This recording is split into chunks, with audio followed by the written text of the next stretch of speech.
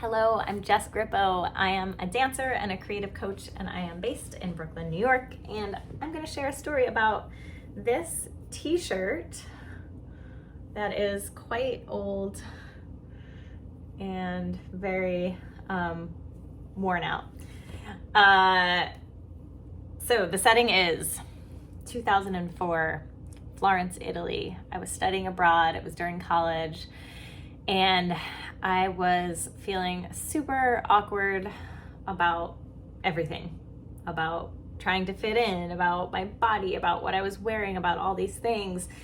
And I was pretty lonely. I had a hard time making friends and just like finding my place. And I remember walking by this guy. I walked by this store and there was all these like weird looking wooden shoes in the window, and I was kind of intrigued, and so I walked in and I said hello to the guy who was working there, and he was wearing this big one of those like painter suits, and it had, similar to the splashes of paint around this, it had all these splashes on it, and I thought it was so cool, and I started chatting with him, and long story short, the next day I showed up to work at his store, and mind you, like I was like pretty I wouldn't say I was fluent in Italian, like I was still learning it, but I was okay. But somehow this guy was like, come on in, work at my store. And I was like, okay. And I actually, the t-shirt's gonna come in a minute, but I put on, he gave me one of those suits that had all the splashes of paint on them. And I was like, okay, cool. And it was the first time during my study abroad semester that I actually felt at home, even though I was in this kind of strange store with this jolly old man who was a shoemaker. And there was something about like the free spirit that I sensed in him, and the way that, you know, he just had like these splashes of paint on his uniforms for the people who work there. And, you know, he obviously lived like a very bohemian lifestyle. And I thought it was super cool. And fast forward a little bit later, I'm back at campus, and there was some sort of art day, and people were painting, and I decided to take part. And at the time, I had a shirt that looked like this in its newer form. I had bought it at a vintage store, and it was like the one shirt that kind of felt like, I don't know, it felt cool. I liked the way it fit.